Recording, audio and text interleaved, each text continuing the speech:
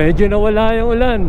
Kaya hanap tayo ng ano, yung pinapahanap na Pinuneg, Kiniing at saka Etag. Meron tayo nakita sa may Facebook sa Country Brew. Ito try natin dun. Puntahan natin sa La Trinidad. Okay, daanan na rin natin si Boss M. Mukhang nilalamig na sa tagal lang hindi nakaka-ride. Kasi mga more than 1 week nang nag-uulan dito. Ngayon lang tumigil pero makulimlim pa rin. Kaya pasundot tayo ng labas. Kahapon sa ano, kasong pangit ng panahon. Walang tigil yung ulan.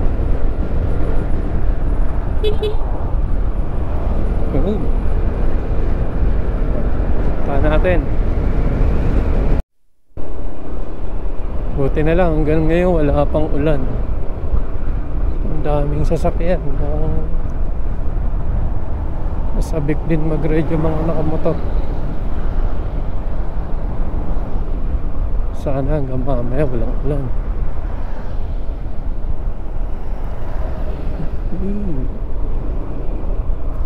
Ang dilim na. Ayan na. Huwag ka munang ulan. Kain mo muna ng ano, pakauwi yung mga dapat umuwi. Traffic. Ito yung ano, ito yung kalsada papunta ng La Trinidad. Ayun yung lugar yan. Pinagpipicturean nila ng ano, bahay na makulay. Traffic kasi ginagawa yung kalsada dyan sa La Trinidad. Oh my gulay, traffic. Ano kaya yung pabalik? Siguro doon na lang ako sa long dadaan.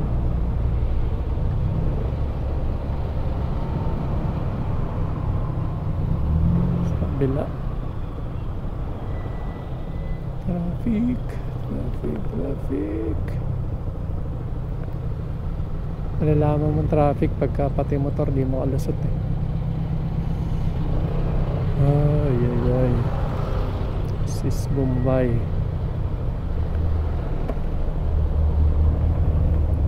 Nago ka muna. Kontak tayo ng ano. Baka may pupunta sa kapihan.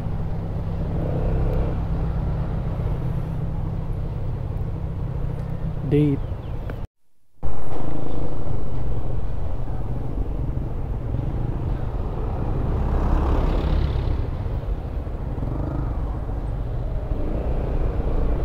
Yung situation dito sa La Trinidad, kalahati gawa na, kabilang side na lang ang gagawin susunod.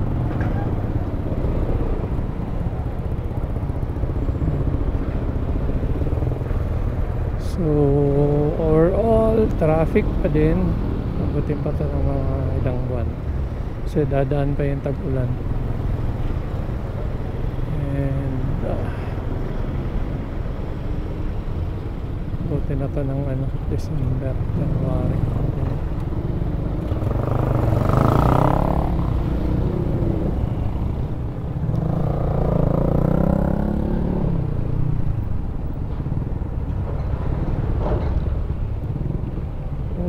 Gulay is all my.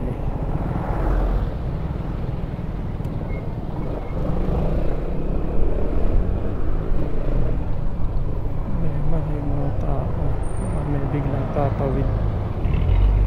Hanapin sila. Tayo. Ayan o. May mga tumatawid dyan. Ayan o.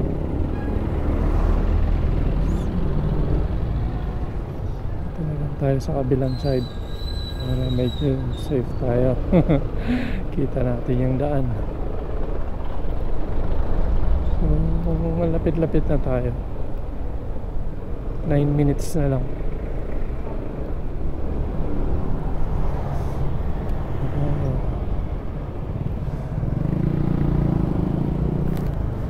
Pure Gold, La Trinidad.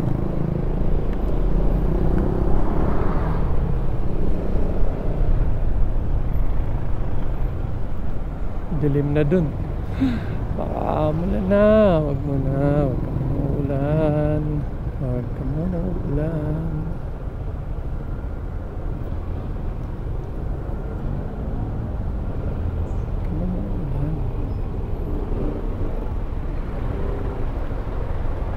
Layo-layo pa ako.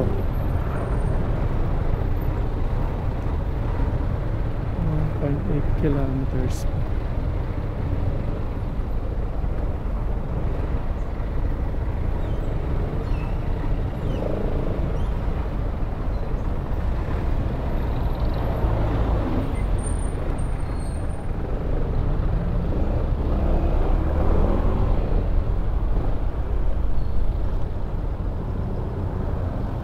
Bilisan nyo na dyan para matapos na. Wala na traffic. Galingan nyo.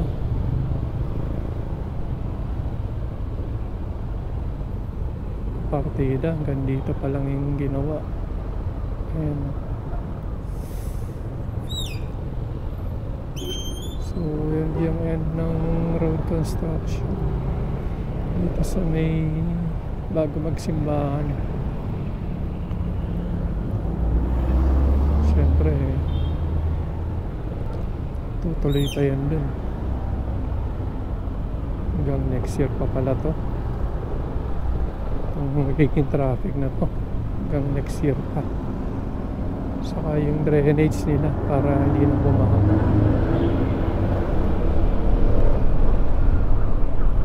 Alright, wala na ang traffic. So less than a minute na lang, nandun na tayo sa Benguet Brew. Benguet Brew. Umaambon na. Oh, ayan na. Ayan na oh. So nasan dito? Mukhang talagang napakapit tayo ng di oras dito pag umulan. The left o sa right? Itong kaliwa. Ito na nga. Ito na siya. Ayun sa taas. Park tayo nang nakaharap dun sa labas.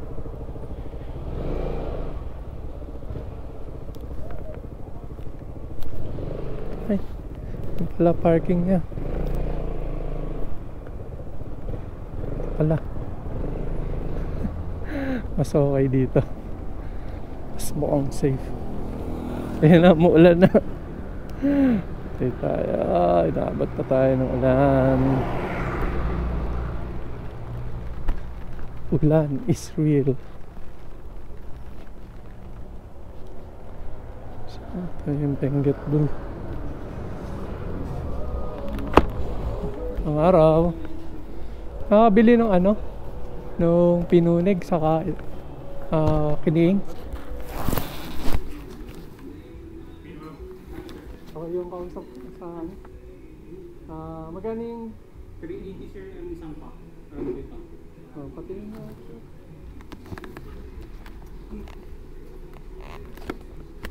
sakto sa kaumulan.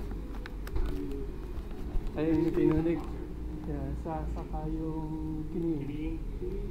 Yes sir, pinunig lang na ito na lang, dalawa na lang. ito na lang sir, 200. Hindi pa kasi kami nakapag-vacuum sila. Saka ito. Opo. Hindi, okay lang tingin may ginagawa kayo? Ilang grams to? Yan sir is 180 grams, ay 150 grams ito. Kaya 200 grams naman. Ah, sige. Yung ano, yung depo nyo, ito. Yes sir, meron pa naman. Pag-off, tingnan. Hindi pa nakapag. Sige. Pero ilan sa dalawang pack lang muna. Try kasi ito ano eh. Papadala ko din sa anak ko sa Manila kasi order niya. So pagka nagustuhan nila, saka natin i-bag siya. Sige. Oo. Isa pang ganito. Isa pang piliin. O kahit medyo malaki. Oo yan. Sige, pili ka na dyan. Sige lang. Ito 380. Yes, sir. Oh, Pero pag wholesale naman po siya, 350. 350. Ilang packs yun? Or 2 lang? 5 packs ang minimum, sir. Minimum 5 packs. So, sige.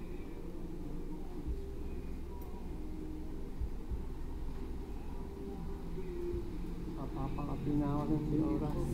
Simulan na. Yes. Yes.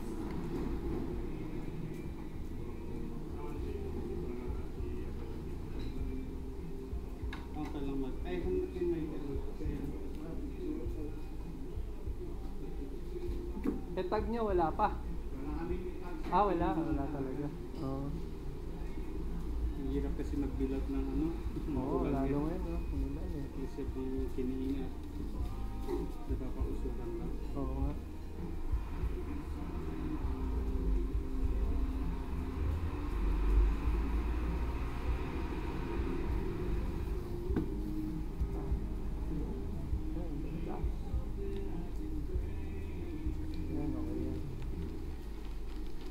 Okay, gawa mo na rin ako ng ganyan ni kadami. Wag na to ha, para mas marami. Sige, sir.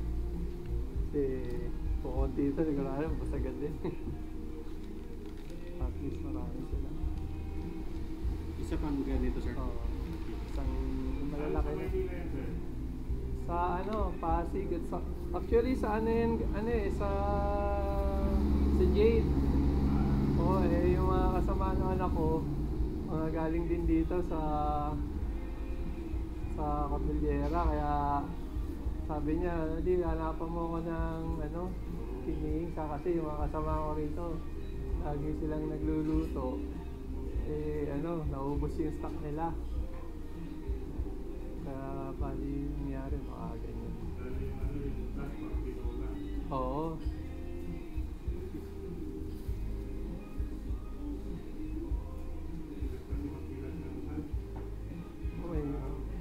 Pagka tag-araw lang pwede, pero pag niyan medyo mahirap.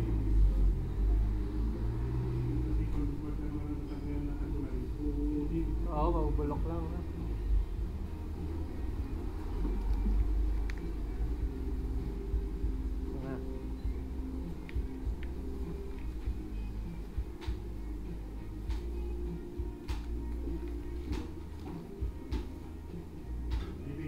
Yung isang ganito pa, para ng Isa pa pang ganito.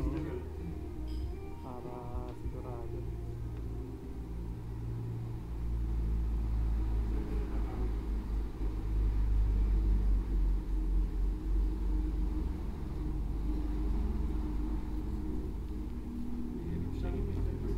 Ano yung ginagawa niyo ngayon? Ay, mga Vietnamese roll yan, sir. Ah. Order mamaya. Okay.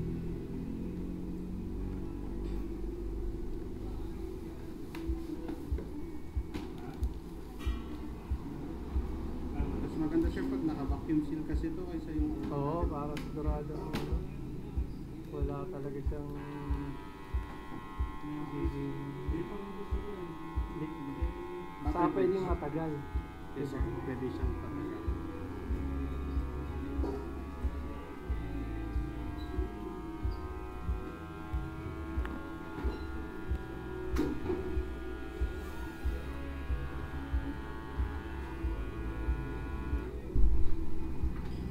Medyo malog-log yung traffic ngayon. Kasi maulan eh. Oo nga eh. Sabi may mga nagpapamitak kanina na pumasok. Maulan kaya. Oo nga eh. Sabi namin. Sana kanina makipag-meet up na lang ako. Kaso sabi ko, nasabik din ako lumabas. Sabi ko, lalabas na lang ako. Bili rin ako ng dog food eh.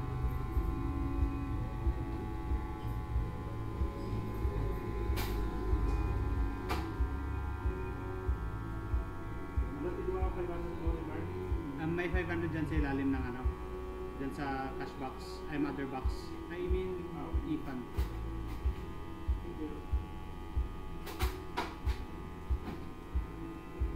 At least to sir, sure kayo na ano, ay bakit nag-wait lang?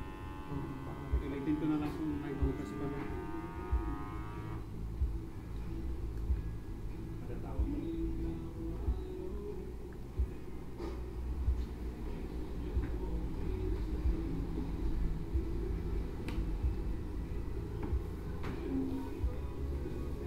Ulitin ko itong isa na bukas.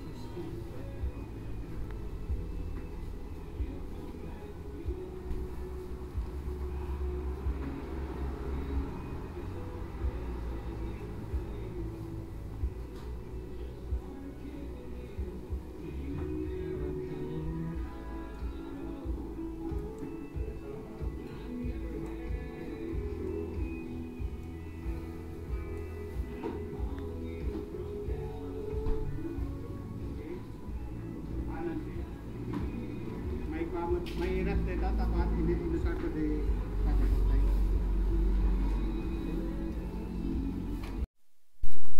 Okay na, eto na. So bumili tayo ng 2 pack na kiniing saka 2 pack na pinunig. Dito yan sa Country King. Ito 1,460 parang ganun. Okay, meron na tayong kiniing saka itag. Meron na tayo ng ito na tayo dadaan sa ano. Teka lang, hanapin natin yung daan pauwi. Maligaw tayo.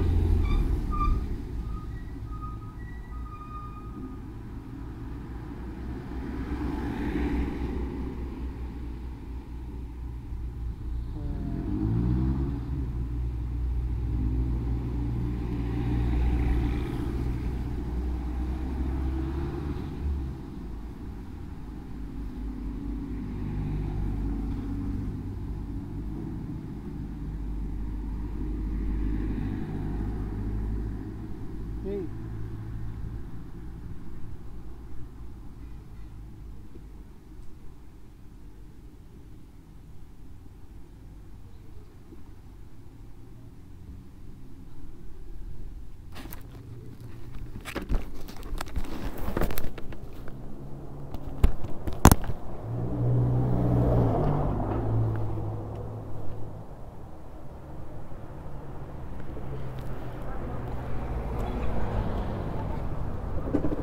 Dito na tayo dumaan sa kabila.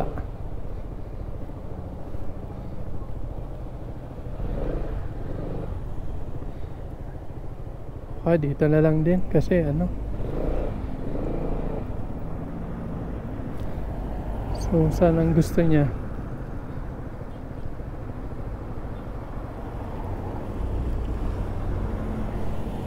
Dito rin ang tinuturo niya.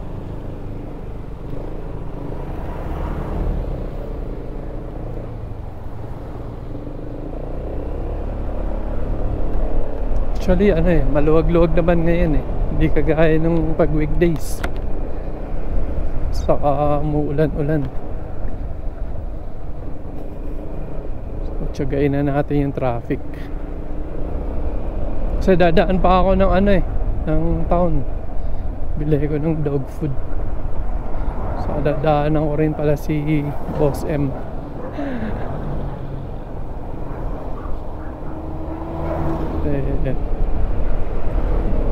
Kung pumasok siya.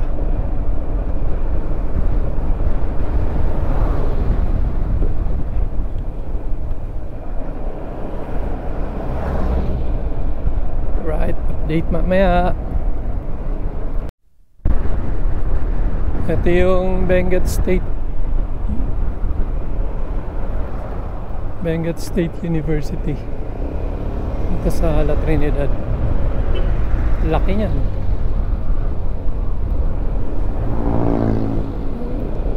Ayan na ulan. Ay kulang.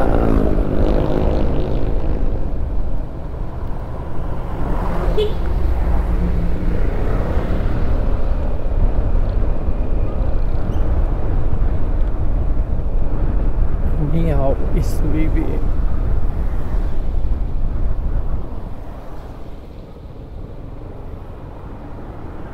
Kayak talaga ang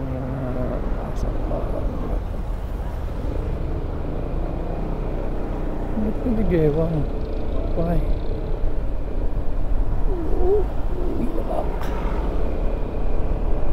Pak, laki oh.